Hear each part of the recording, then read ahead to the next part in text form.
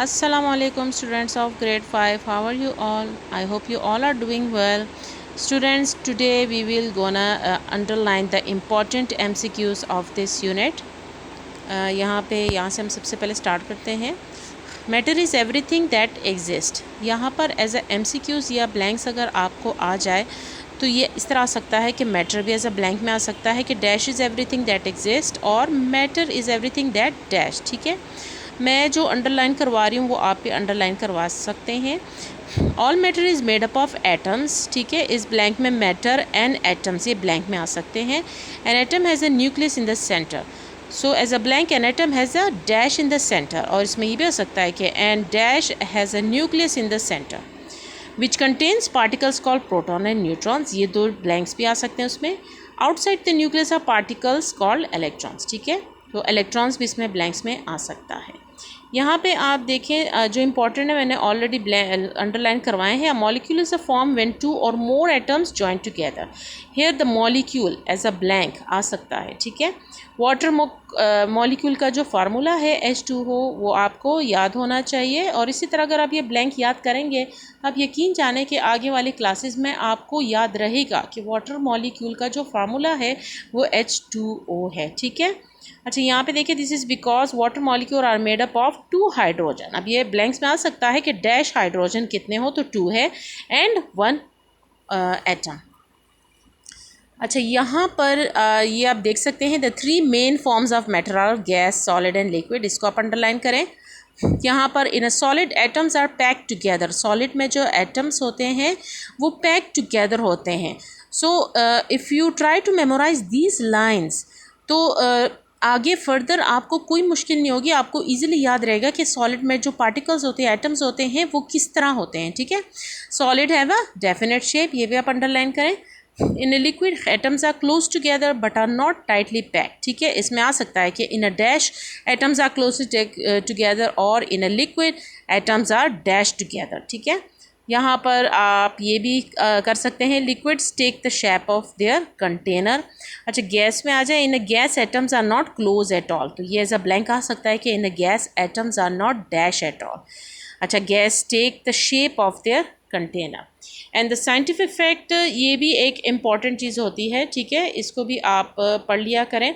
Scientist believe all atoms were created at the same instant when the universe was created. Scientist इस बात पे यकीन करते हैं कि एटम्स जो हैं वो एक ही सेम इंस्टेंट पे यानी एकदम से सेम ही सारे बनाए गए थे जब यूनिवर्स को बनाया गया था.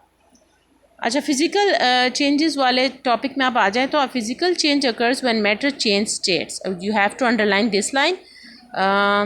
देन यहाँ पर आप आ जाए. There are 4 ways heat can change matter from one state to another. So you have to remember that there are 4 ways. 4 तरीके हैं. ठीक है, जो मैटर को किसी और स्टेट में तब्दील करवा सकते हैं.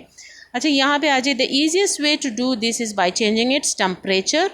तो यहाँ पर टेम्परेचर आ सकता है लेकिन ये सेंटेंस थोड़ा चेंज हो सकता है कि the easiest way to change a matter is dash. तो टेम्परेचर. तो ये कॉमन बात है कि ये आपको फिर याद होनी चाहिए कि टेम्परेचर के थ्रू हम किसी भी स्टेट को चेंज करवा सकते हैं.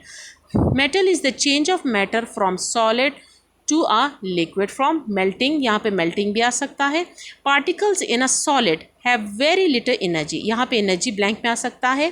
Particles in a liquid have more energy. अब पार्टिकल इन लिक्विड भी ब्लैंक में आ सकता है एंड मोर भी आ सकता है. ठीक है, अच्छा most solid melt when they reach certain temperature. Temperature and solid ये दोनों ब्लैंक्स में आ सकता है. Heating solid matter gives the particles energy. यहाँ पर हीटिंग सॉलिड हीटिंग डैश मतलब हीटिंग जो है एज अ ब्लैंक आ सकता है कि dash solid matter gives the particles dash energy भी आ सकता है. ठीक है, अच्छा अब यहाँ पे बॉइलिंग वाले टॉपिक पे आते हैं. अच्छा liquid can be turn into gases by heating them up so much they start to boil. यहाँ पे लिक्विड एज अ ब्लैंक में आ सकता है. अच्छा फ्रीजिंग पे आ जाइए. Freezing a matter changes it from a liquid into a solid. यहाँ पर फ्रीजिंग एज अ ब्लैंक आ सकता है. ठीक है, कंडेंसेशन ये अंडरलाइन करें. Condensation happens when a gas is cooled so much that it becomes a liquid. यहाँ पे कंडेंसेशन एज अ ब्लैंक आ सकता है. यहाँ पर आ जाइए, condensation occurs naturally in clouds, तो dash occurs naturally in clouds, या ये भी आ सकता है कि condensation occurs naturally in dash, ठीक है। अच्छा, इवेपोरेशन पे आ जाइए। Evaporation turns a liquid into a gas, ये अंडरलाइन कीजिए। Evaporation is different from boiling, underline कीजिए। यहाँ पर ये बॉइलिंग एज अ ब्लैंक आ सकता है। अच्छा, मिक्सचर एंड सोल्यूशन पे आ जाइए। Some solid matter can be dissolve in a liquid, तो यहाँ पर लिक्विड एज अ ब्लैंक आ सकता है जी। ये अंडरलाइन कीजिए। Mixture is a combination of two और मोर डिफरेंट मटेरियल्स, इसमें मिक्सचर या टू भी एज अ ब्लैंक आ सकता है। And solution are types of mixture, ये अंडरलाइन कीजिए। अच्छा, यहाँ पर ये आपको अंडरलाइन किया हुआ, ये उन्होंने वैसे भी हाईलाइट किया हुआ, ये आ सकता है कि if there is a lot of material in a liquid the solution is considered to be concentrated और स्ट्रॉन्ग, तो कंसनट्रेटेड एज अ ब्लैंक में आ सकता है। If there is a small amount of material in a liquid the solution is considered to be diluted और week,